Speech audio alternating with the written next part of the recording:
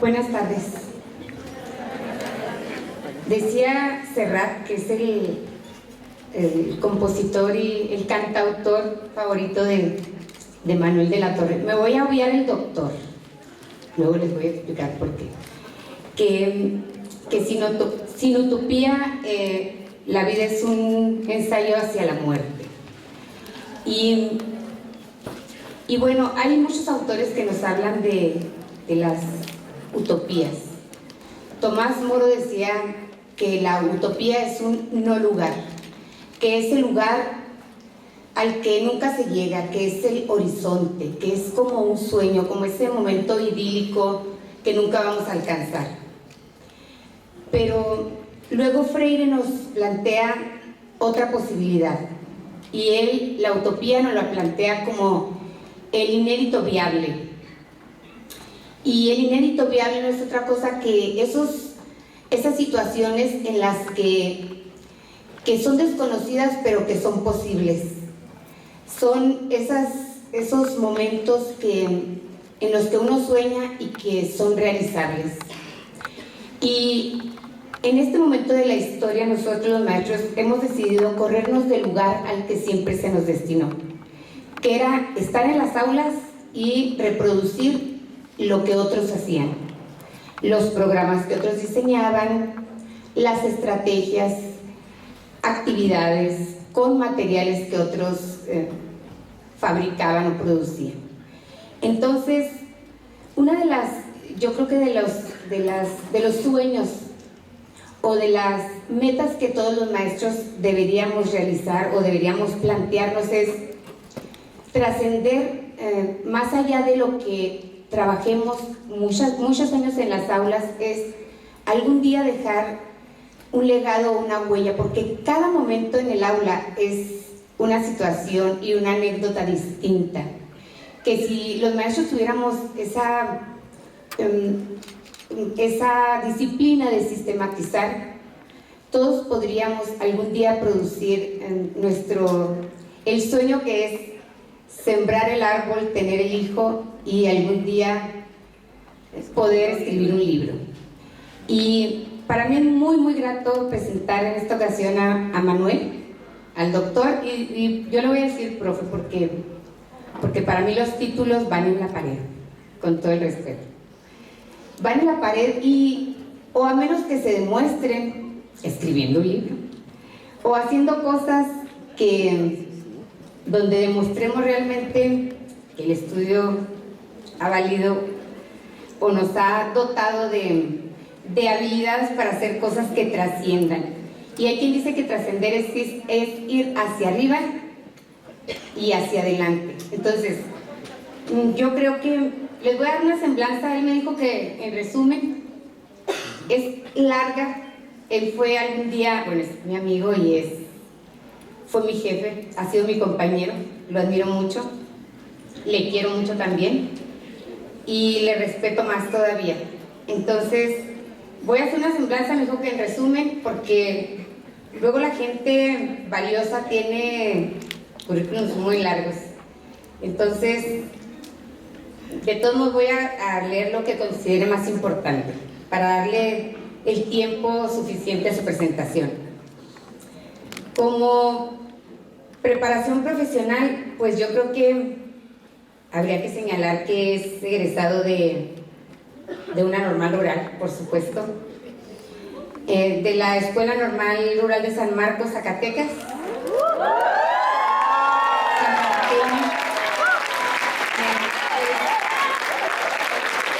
Y ha navegado por muchos territorios, no crean que nada más por eso. Es profesor de matemáticas, licenciado en la Escuela Normal José Medrano del estado de Chihuahua, es ingeniero civil por la UACH, es maestro, hizo su maestría también en ingeniería en recursos hidráulicos en zonas áridas, también en la UACH. Tiene maestría en educación superior y diseño curricular en la normal superior y es doctorado por la Universidad de Durango. Y como experiencia profesional, bueno, pues nos ha tocado coincidir en muchísimas partes. Tiene 42 años de experiencia docente ha sido jefe del departamento en DEFAT, director de media superior, no es media superior, ¿verdad? Es de educación secundaria y superior de los CESH. Es miembro distinguido del sector académico de la Junta Directiva de la UPN o de la UPNESH, Universidad Pedagógica Nacional del Estado de Chihuahua.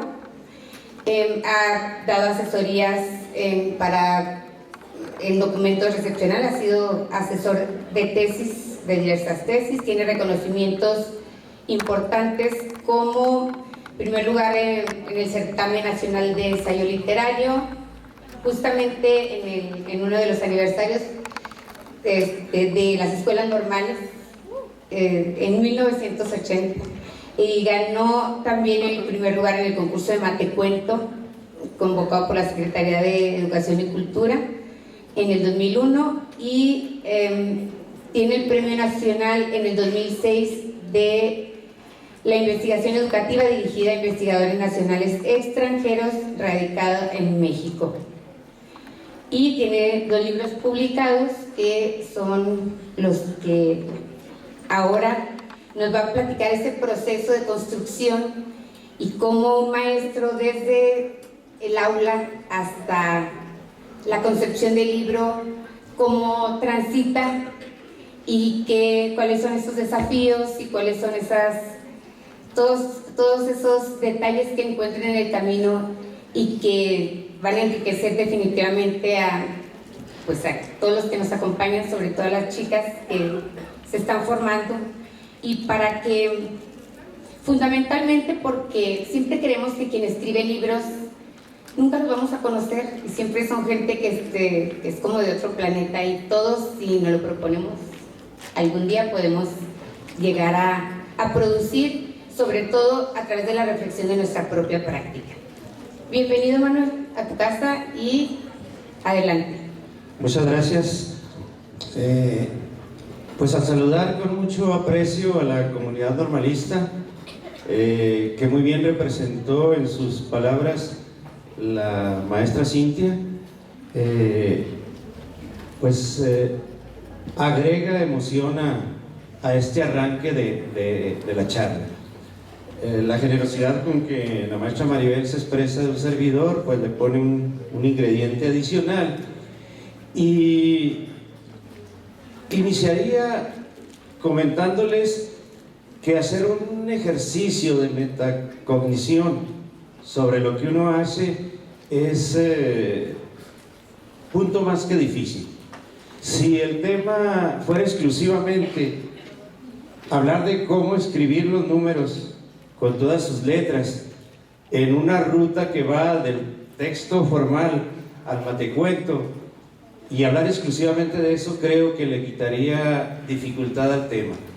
Cuando se mete la experiencia personal en el escenario, pues ahí sí se complica. Entonces yo quiero tener un gesto de humildad con todos ustedes del tamaño de la identidad que siento por la modalidad, por las normales rurales, para que me permitan en algunos minutos retratar cómo un normalista, con la condición como la que tienen ustedes de ser alguien en el escenario educativo, pues transita por varias etapas de la pluma, es decir, del arte complicado de expresarse mediante las letras, en un área de suyo complicada también, que es la matemática educativa. Lo intento con mucho gusto y agradezco la invitación de la comunidad educativa. Esto no fue generación espontánea. Dentro de los antecedentes que yo puedo sistematizar, contextualizo el plan de estudios en el que en aquel tiempo nos formábamos. Era un plan, se llamaba 75 reestructurado, y se impartía durante 6 semestres en la educación normal. Con ese antecedente y con esa escasa formación de escritor, se convoca a los primeros juegos literarios de normales rurales en el marco del cincuentenario de una de esas escuelas, que era la de Sechacán, Campeche. Acudimos de todas las normales rurales, como supongo lo hacemos ahora, a diferencia de que en aquel tiempo los medios de comunicación pues eran en otro estilo totalmente distinto. Hoy todo se sabe al minuto en que está ocurriendo, en tiempo real, justamente. Y para profesores en formación, como lo éramos, el premio era muy atractivo. Había 3 centenarios en premios para los 3 estudiantes, uno en oratoria, otro en declamación y otro en ensayo literario. Tuve el gusto de convivir desde aquellos años con Jesús de Matumaxá, que obtuvo un centenario en oratoria, con Sergio de Ayotzinapa, por supuesto, que ganó el concurso de declamación, y con la modestia que yo lo puedo expresar, un servidor haciéndose acreedor al centenario por el ensayo literario. En esa temprana experiencia de correr pluma, entendí que el arte de escribir es un arte que, bueno, por default en esa ocasión tuvo una retribución monetaria, pero aprendí desde entonces el alto valor social que le da afortunadamente nuestra comunidad al arte de escribir. De ahí en adelante creo que no solté la estafeta y hubo que desarrollarse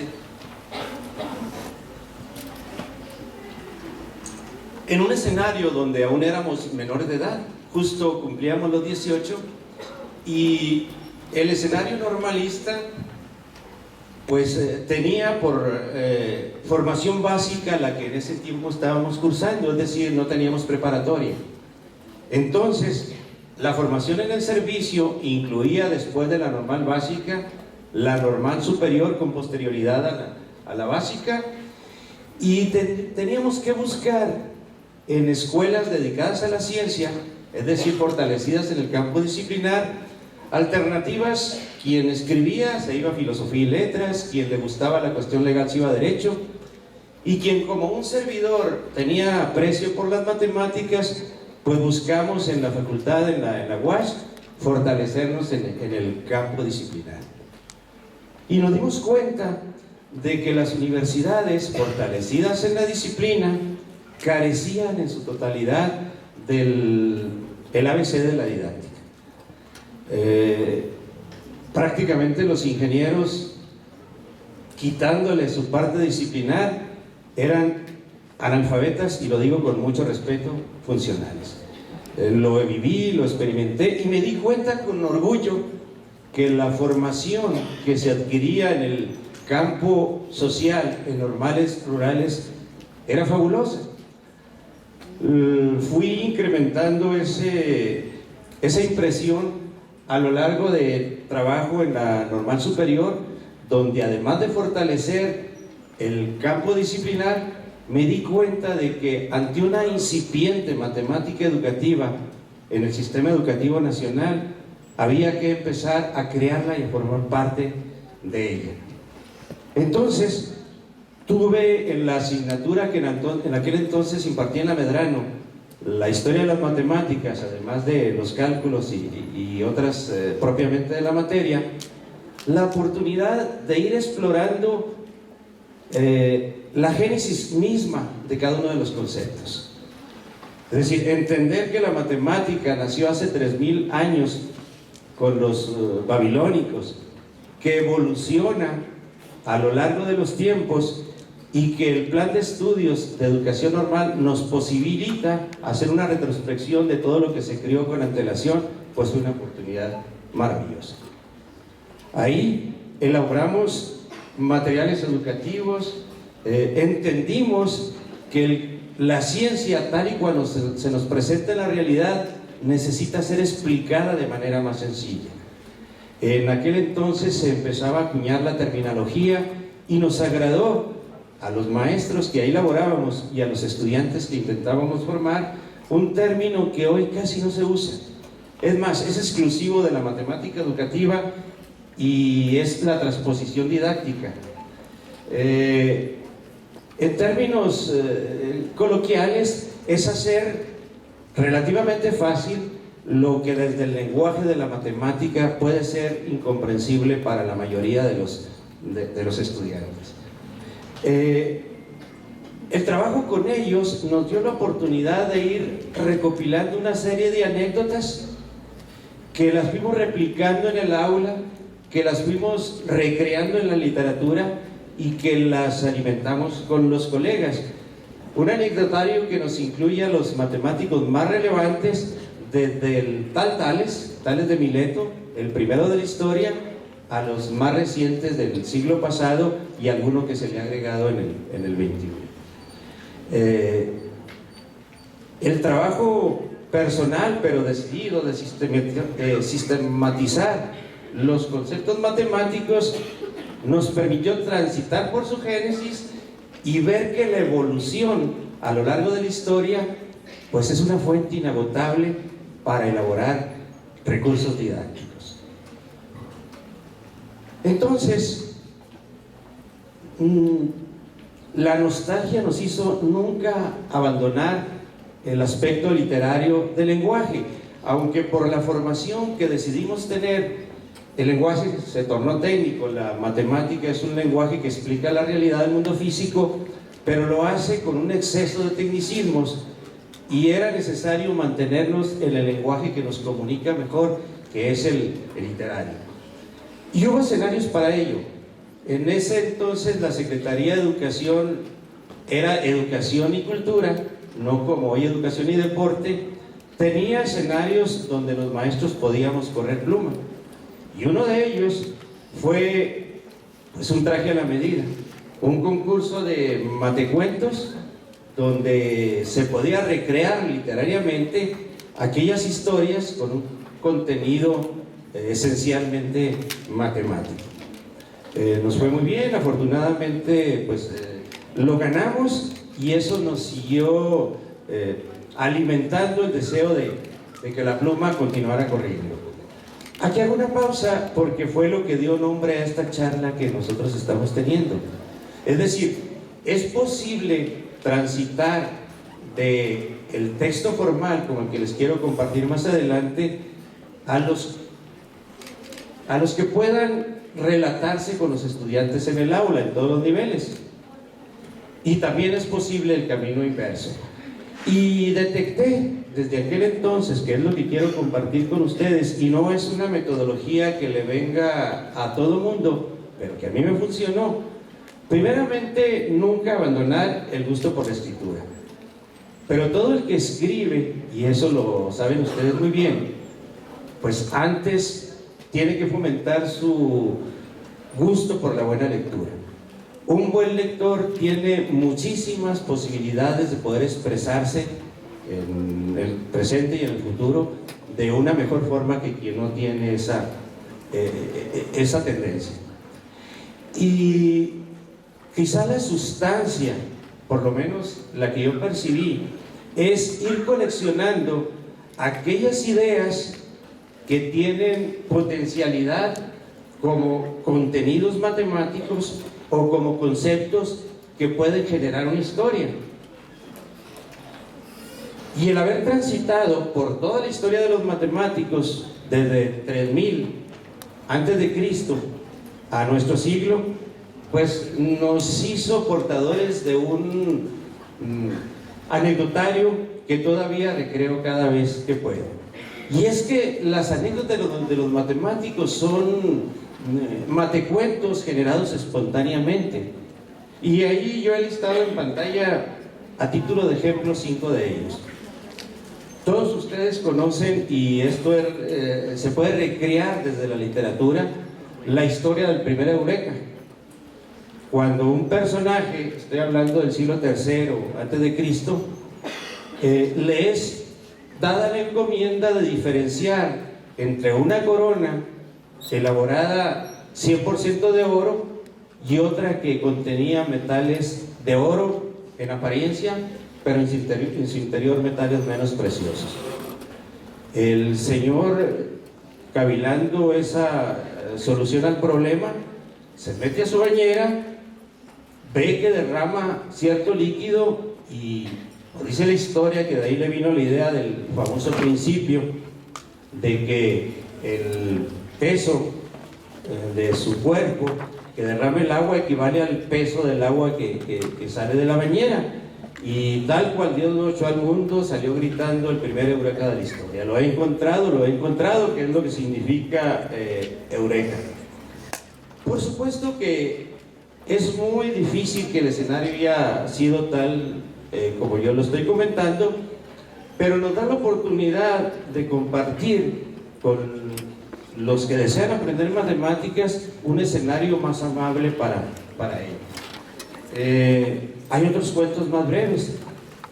Por ejemplo, Fermat, ya estoy hablando de hace 3 siglos, afirmó, entre otros de sus estudios, que el número 4.294.967.297 es un número primo. Dicho sea de paso, el estudio de los números primos es una parte de la matemática de las más difíciles en este momento. Gracias a las propiedades que tienen los números primos se pueden guardar sus contraseñas del Facebook y son únicas y muy difíciles de hackear. Y por cuestiones como estas, pues Fermat se colocó en ese momento en los cuernos de la luna. Luego vino otro matemático un siglo después, Euler, como se escribe, y se dio cuenta que ese número era divisible entre 641, por lo tanto no es primo. Se puede tejer una historia, un matecuento alrededor de esa versión. Luego nos damos cuenta que la historia de la matemática tiene escenarios muy difíciles de ver en la realidad.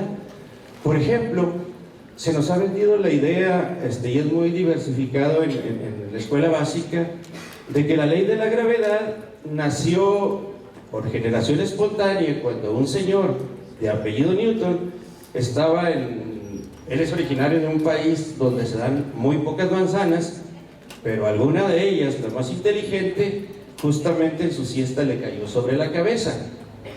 Y en ese momento, pues hágase la luz, la ley de la gravedad se ha descubierto. Por supuesto que la naturaleza y la ciencia no dan saltos. Debió haber costado muchas horas lápiz, muchas reflexiones para llegar a lo que hoy conocemos como la ley de gravitación universal. Pero es material para que nosotros podamos correr pluma.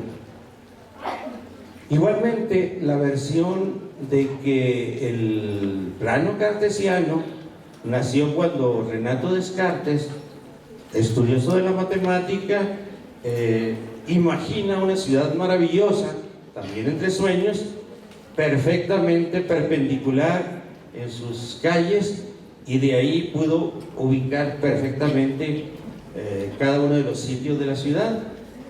También, por supuesto, pues resulta una falacia. Es más, Descartes en un principio solo usaba el plano horizontal, el eje de las abscisas, no el de las ordenadas. Sin embargo, vuelvo al matecuento, son historias que nos pueden permitir estudios matemáticos más serios. Y no todas son alegres. Yo destaqué la última porque uno de los iniciadores, el creador del método experimental en la ciencia, Galileo Galilei, pues fue víctima de los persecutores del progreso, y cuando él se empeñaba en convencer a todo el mundo de que la Tierra se movía alrededor del Sol, cuando la teoría que prevalecía en ese entonces era justamente la contraria, ante quienes lo juzgaban, pues tuvo que retractarse de sus principios científicos probados y exclamar esa frase que todo el mundo alguna vez hemos escuchado o repetido: y sin embargo se muere. Para entender, es decir, hasta ahorita hemos visto que los matecuentos desde luego requieren la creatividad y el gusto por la escritura de quien quiera expresarse, pero tiene que haber ideas potentes. Las 3 o 4 décadas que nos antecedieron fueron en matemáticas décadas generadoras de ideas potentes. Y esto yo tendría que reconocerle al Silvestar, el que pugnó porque la matemática educativa estuviera en los escenarios docentes,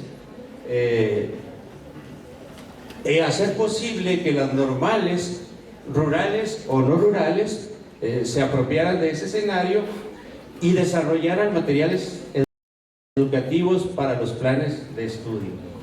Fue una época de producción de textos en todas las ramas de la matemática.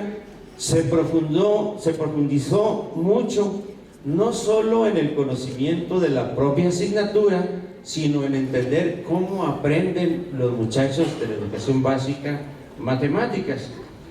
Y le antecedió a un escenario que todavía creo que permea en la educación normal, y es el generar sus estudios excepcionales o sus tesis o tesinas a partir de propuestas didácticas llevadas al aula. Nosotros en esa ocasión en la normal superior no fuimos ajenos a ese escenario, y volviendo a los matecuentos nos imaginamos al príncipe de las matemáticas, Carlos Federico Gauss, en un escenario parecido, y generamos una propuesta que en aquel entonces, a falta de un mejor nombre, le llamamos ¿qué hacer con una cubeta de cubos? Luego fue parte del Premio Nacional de Investigadores, que por ahí nos comentaba Maribel, y ha sido motivo de algunas tesis, incluso la doctoral de parte mía. Y la anécdota, el punto de partida es muy sencillo. El niño Gauss, al jugar con una cubeta de cubos, pues generó ideas que no eran normales con sus compañeros de 6 años. Y cuando un maestro tradicional, esos que afortunadamente ya no hay, les estoy hablando de otro país, en México por supuesto no existen, les pidió para leer, supongo que no era periódico, pero alguna lectura de su agrado, escribir los números del 1 al 60. La tarea para los niños de aquella edad, Gauss tenía 6, pero me imagino que eran edades diversas, y apenas había puesto el ejercicio cuando él recordó que pues en 60 segundos, quizá el doble, la tarea estaría terminada, y le agregó entonces grado de dificultad, pidiéndoles que los números del 1 al 60 que escribieron pues fueran motivo de una suma, es decir, que sumaran 1 más 2 más 3, etcétera, más 58, más 59, más 60, y una vez terminada la tarea las trajeran a revisión. Quiero pensar que el maestro no conocía el resultado, porque al terminar de poner la tarea se levanta Carlos Federico Gauss, 6 años, con un número escrito en su pizarra, 1830. Por supuesto se llevó la regañada de su vida, se devolvió a su butaca con su pizarra y su tiza, que es lo que en ese tiempo se utilizaba para escribir. Cuando el maestro revisa la suma, se da cuenta o recuerda vagamente que fue el resultado que Carlos Federico le había mostrado en su pizarra, y entonces sí lo llamó a cuentas y le preguntó cómo le había dicho. Y como le hacen las estudiantes y los estudiantes cuando un maestro no tiene una práctica agradable a nosotros, le dijo: mire maestro, pues es que como está muy aburrido lo que usted nos pone, entonces yo sumé los extremos, el 60 con el 1 me da 61, y luego los que me quedan, el 2 con el 59 me vuelve a dar 61. Finalmente, ya nomás para corroborar, sumo el 3 con el 58 y el resultado se repite, 61. Son 60 números, pues estoy sumando los subpares, son 30 parejas, lo multiplico por ese 61 y es justo 1830.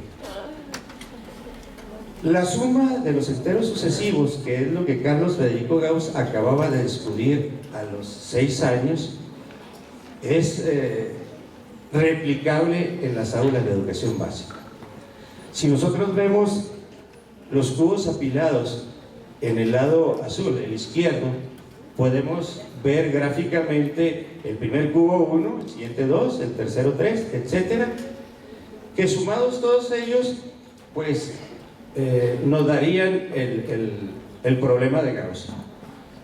Pero luego, si hacemos otra formación de cubos, graficada ahí con cubos rojos, y la sobreponemos, entonces entendemos que la base tiene los azules más uno rojo, n más 1, y la altura sigue siendo los azules, nada más n.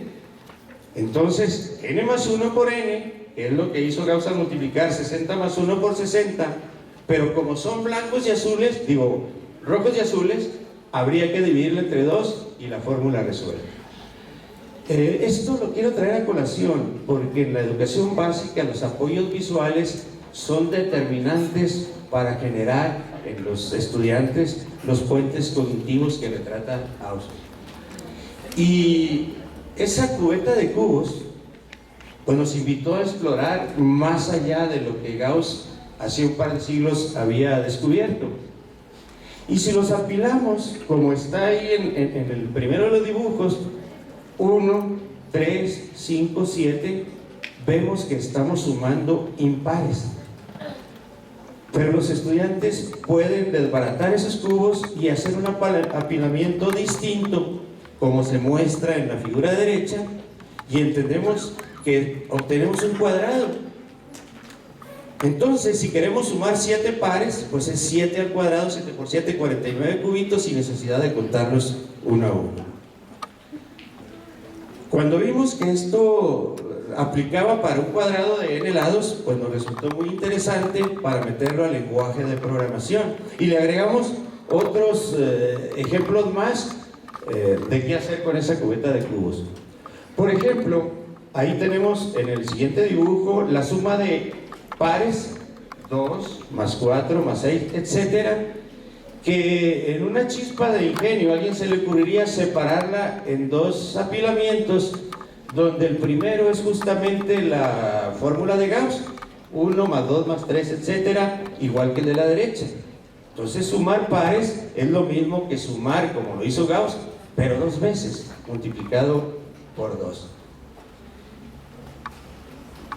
Esas regularidades, incluso la matemática es definida como la ciencia de los patrones, nos permitió explorar un poco más allá, y recién nacidas las tecnologías de la información y la comunicación, que incluso en un error involuntario de ortografía, todavía el plural lo poníamos con una apóstrofe y una S enseguida, cuando al decir tecnologías ya estaba incluido el plural, nos hizo indagar escenarios para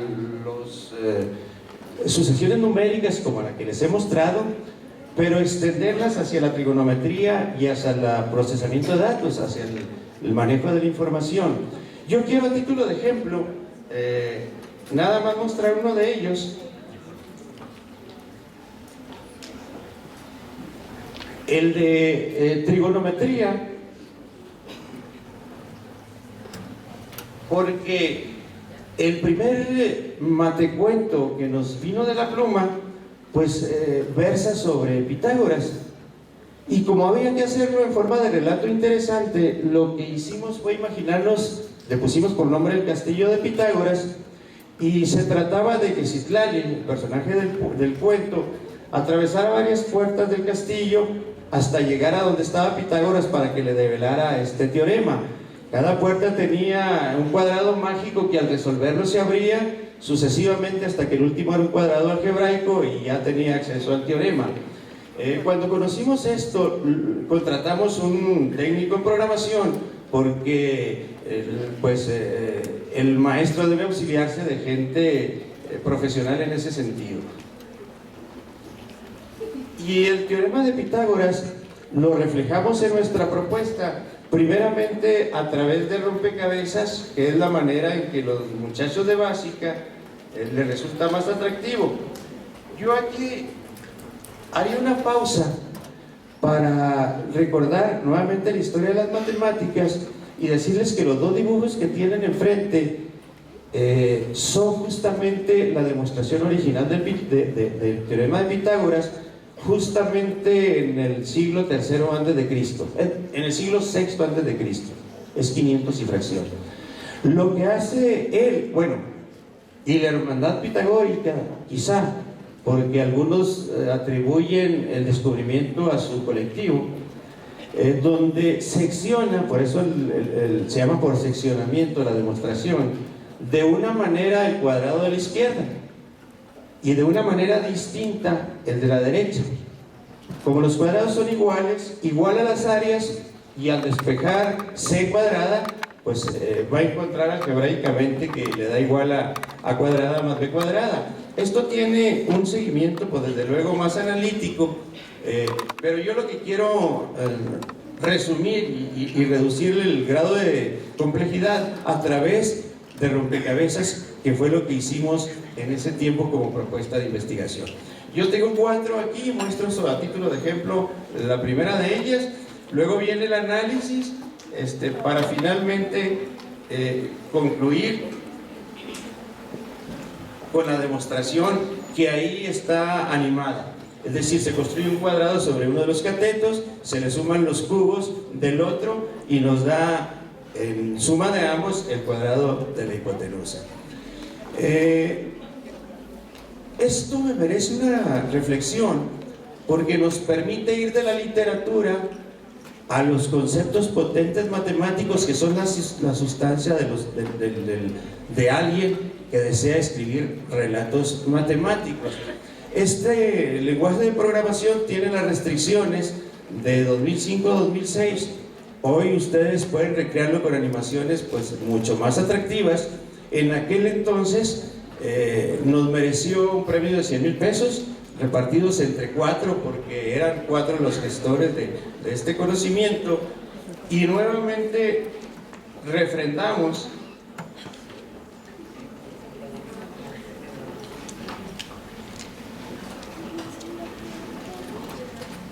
el valor profesional que tiene el asunto de enseñar sistemáticamente y hacer valorar la profesión en términos económicos, por supuesto, pero sobre todo en términos de posesionar a los profesionales de la educación como profesionales que pueden competir también en el mercado. Pero el asunto no podía quedar ahí, es decir, era necesario llevarlo a las aulas. Y las propuestas las llevamos a una secundaria, pusimos a los muchachos a trabajar con los materiales y a analizar sus producciones. Este es un ejemplo, lo tengo fotocopiado, de lo que los muchachos hacían en ese tiempo con su cubeta de cubos. Para ello, ahora es muy común, por supuesto, hacerlo. Se generaba una rúbrica donde las producciones de los muchachos eran evaluados si llegaban al nivel conceptual, si accedían al escalón siguiente, que era el simbólico, o si de plano, que es el fin de la matemática, lograban la abstracción.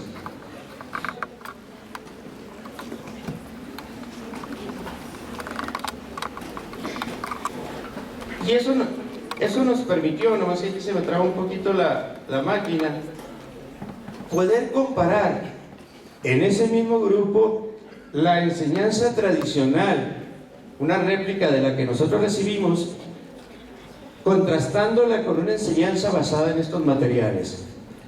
Como podemos ver en los videos, contrasta la organización grupal por filas en el primero, con el trabajo en equipos en el siguiente video. Desde luego el rol del maestro es distinto. El rol del maestro, en lugar de guía, se convierte pues a veces en un integrante más del equipo. Se ve que cuando los muchachos trabajan, a diferencia de forma grupal, en equipos, se facilita el trabajo entre pares. Nos permitió al final de la investigación medir qué tanto habían aprendido los muchachos con la misma maestra en un grupo donde ella impartía estos materiales y contrastarlo con otro grupo de las mismas características en donde se aprovechaban pues la propuesta que nosotros le habíamos sugerido. Las ventajas pues fueron sorprendentes. Es mucha la diferencia, el aprendizaje es más significativo y desde luego todo esto demostrado desde la investigación. Todo esto no tenía que quedarse en la satisfacción profesional de haber logrado los aprendizajes en los muchachos. Había que intentar reflejarlo en lo que yo les quiero compartir este día.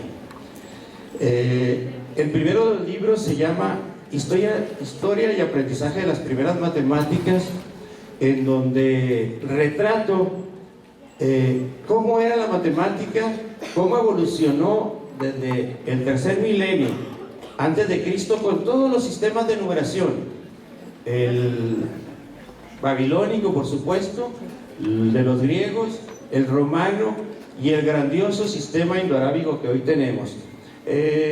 Damos pasajes didácticos en donde reflejamos las dificultades que la humanidad tuvo, siglos, tuvo que navegar con los números para lograr inventar el cero. Hacemos una analogía porque hoy queremos forzar el aprendizaje del niño de primaria para que en unas cuantas semanas o meses adquiera la noción posicional del número cero que la humanidad le tardó siglos en mostrar en su forma acabada. Yo solo estoy poniendo una muestra de lo que en ambos libros reflejé. El primero, les decía, desde los babilónicos hasta el siglo III de nuestra era, cuando nacieron las ecuaciones de primer grado. Tenemos una pausa de 5 siglos en las que se hizo poco menos que nada. Se retoma en el siglo VIII, nuestra era, y hasta Carlos Federico Gauss, que es el segundo de los tomos.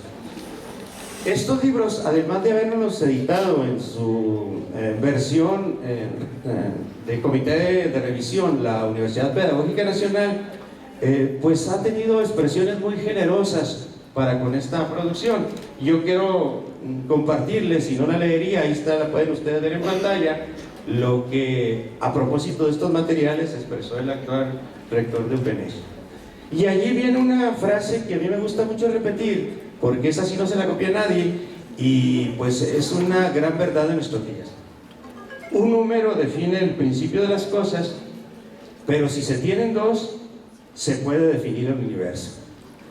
Curiosamente, después de estudiar todos los sistemas de numeración, nos damos cuenta de que en tratándose de números, el sistema más sencillo es el más potente.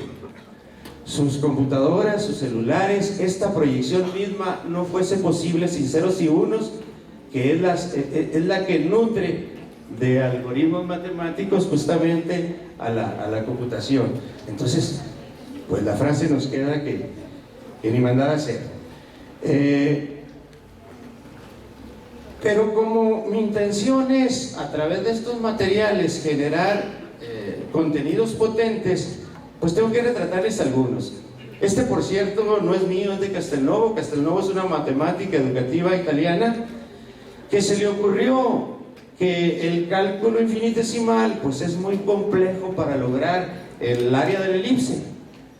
Entonces, en una concepción de facilitar la matemática, en el término que yo les compartía llamado transposición didáctica, ella se imagina una prensa en donde una circunferencia rodeada por un cuadrado es justamente prensada. Entonces ahí aparecen 3 áreas que en educación básica son bien conocidas: la del cuadrado, la del círculo y la del rectángulo. Pero nos queda, para hacer una regla de 3, como incógnita la elipse. Pero como conoce las otras 3 con una simple regla de 3, dice que el área de la circunferencia es al área del cuadrado, como el área de la elipse es al área del rectángulo. Hace el despeje de regla de 3 y encuentra que la elipse entonces es pi por a por b. Pero también se puede llevar a la preparatoria haciéndolo en 3 dimensiones. No es motivo de esta plática, pero solo lo muestro a título de ejemplo. Sin embargo, los libros tiene que explorar los matemáticos más representativos. Para ser exacto, en el primero de ellos son 14 matemáticos relevantes y otros tantos en el segundo tomo. Y una de las transposiciones que me llaman mucho la atención es las derivadas del triángulo de Pascal. Ustedes lo habrán visto en la preparatoria, que el triángulo de Pascal o triángulo aritmético, inventado por él, pues es de amplio uso en probabilidad y estadística. Pero en la educación básica, con un asunto que yo llamo las ventanas de Pascal, se pueden hacer sumas de las más pequeñas, dependiendo del grado de dificultad que podemos imaginar. Por ejemplo, si lo hacemos en forma de L, el lado largo de la L sumado nos da por resultado el lado corto, es decir, si sumamos el 1 más el 2 y etcétera, nos da como resultado 26, si mi vista no me falla. Esas propiedades, que son muchas, son 8 propiedades del triángulo, las replicamos con uno adicional a título de ejemplo, donde la suma de todos los rectangulitos, bueno, en este caso pusimos un rectángulo como ejemplo, nos daría el que está encerrado en el rojo. Pero eso sucede si se pone en cualquier posición del triángulo de Pascal. Y tratamos de hacer comprensible para la educación básica números tan complicados como el número pi. El número pi, ahorita el cálculo son millones de dígitos después del punto decimal los que tiene, por ser irracional, pero aquí lo simplificamos para la educación básica, como lo hizo Arquímedes. Arquímedes trazó un polígono sobre un diámetro de 7 unidades, pero si esas 7 unidades las lleva sobre la circunferencia, les cabría 3 veces, 7 por 3, 21, pero todavía les sobra un séptimo.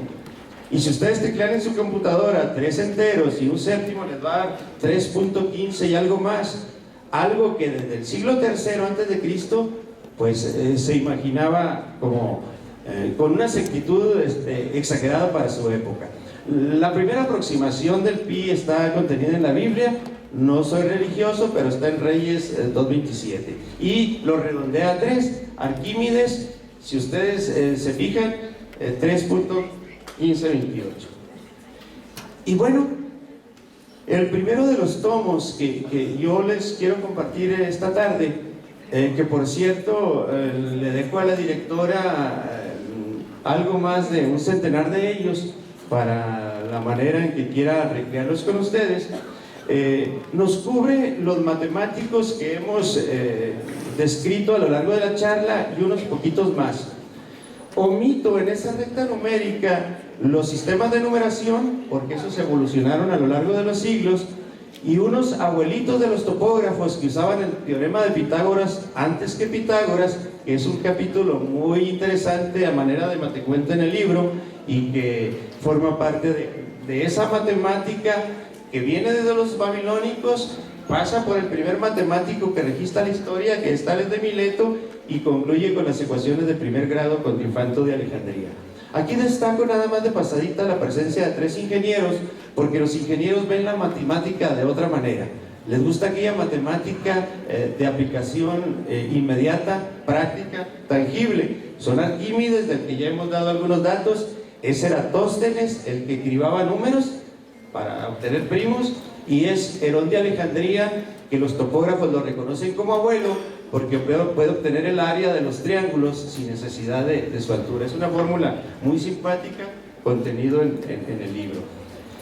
Y el segundo tomo, yo debo decirles que originalmente estaba pensado como un continuo y como un tomo únicamente, pero el amontonamiento de contenidos lo hizo más manejable en esta presentación que hoy les comparto. Destaco únicamente, y para fines didácticos, algo que ya pronunciamos a lo largo de la charla, que la naturaleza y la matemática no dan saltos. Recuerden que en el libro anterior las ecuaciones de primer grado son del siglo III, pues para que surgieran las de segundo grado con algoritmo tuvieron que pasar 5 o 6 siglos, y para que surgieran las de tercer grado con Cardano y Tartaglia, que también es un crédito compartido que se puede narrar a manera de matecuento, tuvieron que pasar otros 7 siglos. Además, pues vienen ahí los descubridores de los logaritmos que vieron a Pierre y Briggs, vieron Galileo, el personaje que ya retratábamos hace unos minutos, Fermat, un matemático que le dejó tarea a los matemáticos de los 3 siglos que siguieron, el último teorema de Fermat, que acaba de ser resuelto hace apenas unas décadas. Desde luego Newton y Leibniz para los maestros de preparatoria, porque son los padres del cálculo infinitesimal, junto con Euler o Euler, como ahí se escribe, y el príncipe de las matemáticas, que ya fue platicado en una anécdota. Me reservo unos minutos para extender un poco el concepto que ustedes han replicado en sus aulas del aprendizaje significativo de Ausubel. La razón por la que nosotros hacemos materiales didácticos es porque tiene que haber un puente cognitivo entre las estructuras y entre el objeto de estudio. Y la mejor manera de tender ese puente es a través de recursos o de materiales didácticos, unos visuales, otros táctiles. Sin embargo, nos hace repensar el precepto, el descubrimiento que hizo una niña en la pandemia de 17 años, replicando un experimento de Galileo. Esta fotografía fue tomada en la ciudad de Chihuahua durante la pandemia con un telescopio electrónico, y es una fotografía de Júpiter donde apenas como puntitos luminosos se ven sus satélites. Como Galileo descubrió los satélites de Júpiter, fue con repetidas, por eso es el creador del método experimental, con repetidas observaciones, él vio que de repente esa lucecita se ocultaba detrás de Júpiter, y le llamó la atención que ese ocultamiento era periódico, pero luego otro de mayor tamaño, etcétera, hasta que descubrió pues que eran satélites que orbitaban Júpiter y les puso nombre. Bueno, ese método que utilizó Galileo hace 500 años es el mismo que se utiliza hoy en día para descubrir exoplanetas, es decir, planetas que van más allá de nuestro sistema solar. Y a él ya lo invitaron a una estancia en la NASA, le prestaron un telescopio y descubrió que eso mismo sucedía con un planeta, con un sol cuyos planetas al orbitar se ocultaban periódicamente. Fue un redescubrimiento porque en realidad el exoplaneta ya estaba descubierto, pero que lo haga una niña de 17 años nos permite aseverar que la expresión de Ausubel pues es válida en el sentido de tender puentes cognitivos entre el sujeto que aprende y el objeto cognoscente, que no necesariamente son físicos, pueden ser abstractos como lo hizo esta niña. Cuando Galileo lo descubrió, y es una gran hazaña, por eso repruebo enormemente, como lo recuerdan todos los científicos, el escarnio de que fue objeto. Nada más, fíjense, para que vean el tamaño científico de Galileo, la concepción de Ptolomeo, donde se afirmaba, y fue toda una teoría matemática, donde se afirmaba que la Tierra era fija y que el universo giraba en torno a él, duró nada menos que 14 años, 14 siglos. Es decir, 14 siglos la humanidad aceptó ese precepto científico falso. Pero lo más terrible es que no hubo matemáticos que con lenguaje científico pudieran rebatir ese argumento hasta que llegó Galileo. De ese tamaño es el posicionamiento en el que debe valorarse a Galileo Galilei. Yo les hago una pausa para pues resaltar que el tener acceso paulatino a lo largo de estudios sucesivos de un estudiante normalista, aquel que en el Chacán junto con el compañero de Ayotzinapa y de Matubaxá obtuvo un centenario, eso es un escenario posible para ustedes. Yo no quería decir esto, pero un hijo mío es, de los dos que tengo, el primer chihuahuense que viajó a la estratosfera. Eso es del mérito de un muchacho humilde como yo y como ustedes, que desde el estudio tecnológico pudo tener vía disciplina, acceso a una experiencia de ese tamaño, como lo tuvo la niña que descubrió el exoplaneta del que yo les estoy comentando. Entonces hay 3 tareas pendientes, además de escribir, además de hacer documentos didácticos como los matecuentos, o textos serios como sus tesis, o este par de libros. Pues hay 3 grandes pendientes para los estudiantes normalistas y para aquellos que decían hacer de la matemática también su asignatura en tiempos posteriores. El primero desde la lógica de la disciplina. Hay 7, si no recuerdo mal el número, problemas del milenio, uno de los cuales ya se descubrió.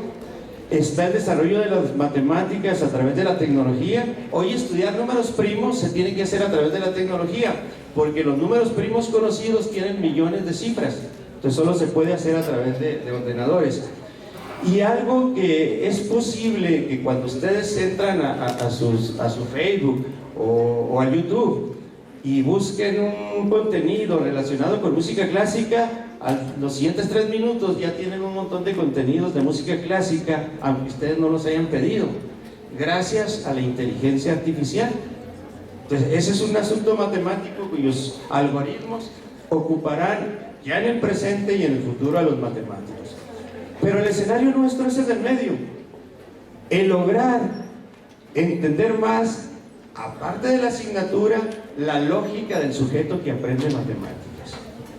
Y para ello, pues, la historia de las matemáticas es una fuente, el propio currículum, la práctica profesional y todo lo que se puede hacer dentro de la investigación matemática.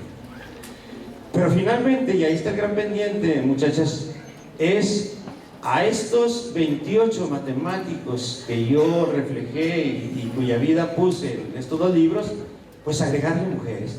Es decir, es el tiempo de las mujeres y queremos ver mujeres matemáticas. También, por supuesto, es el tiempo de la exclusión. Y yo agregaría entonces que necesitamos generar mejores ambientes de aprendizaje donde se minimicen las barreras que tienen muchos estudiantes para aprender y para participar. Y bueno, como la estrella de esta mañana fue Galileo Galilei, yo quiero cerrar con unas palabras que él pronunció a propósito de, vienen ad hoc para las matemáticas de la actualidad. El futuro seguramente será un tiempo de musas eurecas, como la de Arquímedes, y las matemáticas seguirán siendo, como lo dijo Galileo, el alfabeto divino con el que Dios ha escrito el universo. Muchas gracias.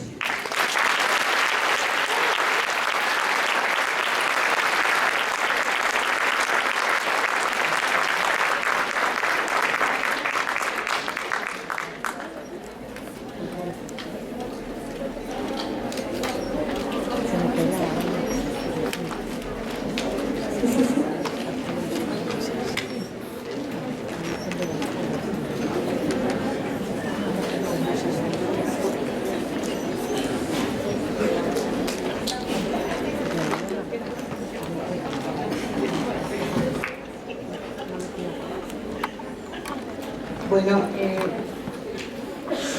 yo me quedo impresionada siempre, sobre todo cuando se trata de las matemáticas, aunque nos hayan restado a las mujeres. Pero yo creo que es el trayecto interesante que se recorre dentro de una carrera tan prolífera como la de Manuel. Y esos escenarios posibles yo creo que lo más importante, los escenarios posibles bajo los que ustedes pueden transitar en un futuro, y el que haya gente inspiracional que les permita a ustedes pues ver que se puede llegar lejos y que el mundo no acaba aquí y ahora, ¿no? Que ustedes pasan por la normal. Nosotros nos quedamos, pero ustedes nos sobrevuelan a veces.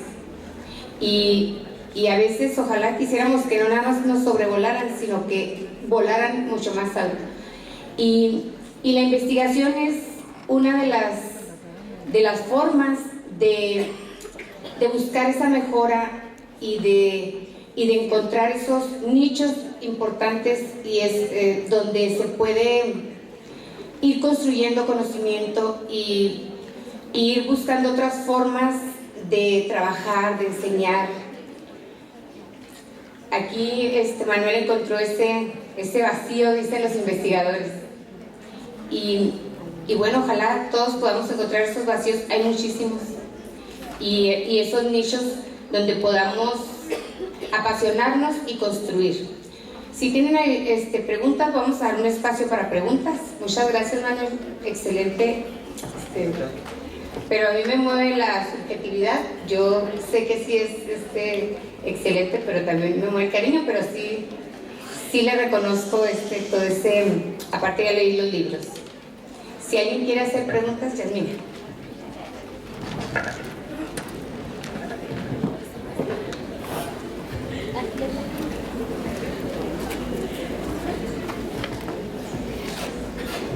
Buenas tardes, doctor, pues felicitarlo, muy agradable y muy amena su plática, de verdad, y qué bueno que reconoce que hacen falta mujeres, qué bueno que lo menciona. Esperamos un tercer libro, y Partia de Alejandría pues creo que merece también el reconocimiento por ser la primera mujer astrónoma matemática y pues todos los aportes que ha hecho.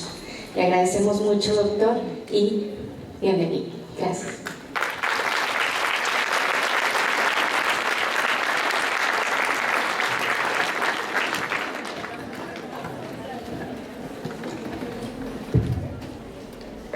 A ver, chicas, ¿alguien que quiera hacer alguna pregunta, la que gusten? ¿Alguna duda?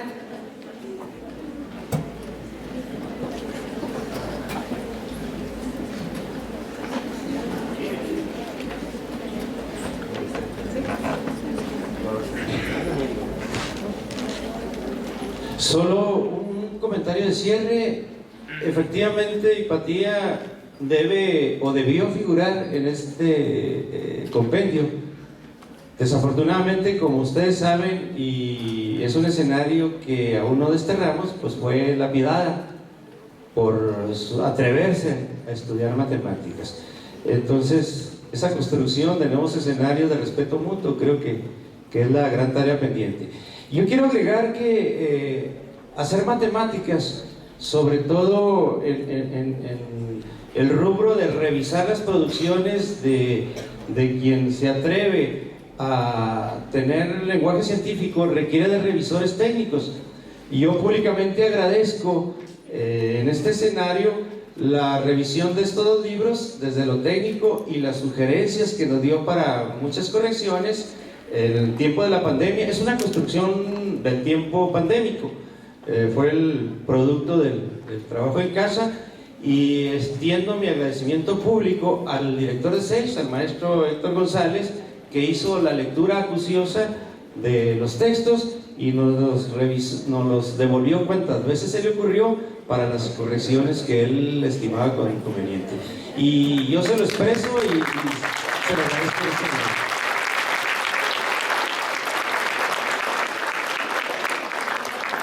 Igualmente, comparto el crédito, como en su momento lo hice, la idea original de qué hacer con una cubeta de cubos, pues es una idea personal, por supuesto, pero compartida con la Secretaria de Educación, y se lo agradezco públicamente, en una producción que hace cosa de eso. Bueno, pues el agradecimiento personal a la institución, a la comunidad educativa, y esperemos de veras que ya hay un tercer libro por ahí que ojalá llegue a fin de este año. Agradecido con todas ustedes.